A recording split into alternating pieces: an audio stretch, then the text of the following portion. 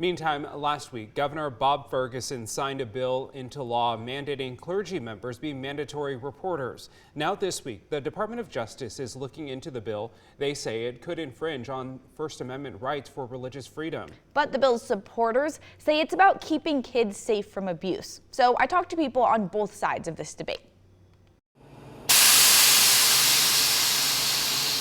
Pressure. Put a little pressure in here. Something Steve Snyder has mastered while brewing beer and while pushing for state legislation. I wrote a letter.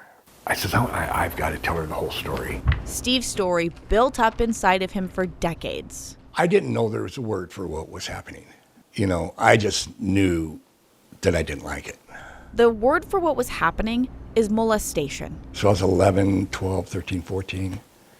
Yeah, it happened over a number of years, and then I was finally able to say, keep your goddamn hands off of me. Steve says his priest abused him and his brothers for years. But I looked at that happy kid, and I look at this guy right here. He doesn't look too happy. That was when the molestations were happening. And I saw a happy kid, and then I see a kid that's kind of closed off. So it kind of hit me last night looking at the comparisons of those two. That's the story Steve told to put pressure on lawmakers. It's a relief that it's finally here, and the kids will be okay.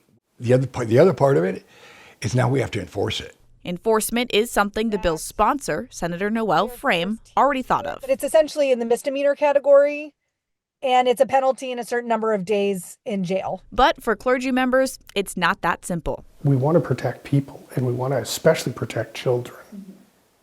That we're on the same page about. Where the pressure between both sides starts building, though, is with confessions. The seal of confession is very sacred. The bill does not make an exemption for confessions. I would not break the seal. I would instead receive the consequences of the law. If you talk to most every priest in this diocese of Spokane, they would say the same thing without hesitation. If they don't want to subject their faith leaders to the punishment of state law, they can change their rules in their faith community. But we believe the protection of children is of the utmost importance.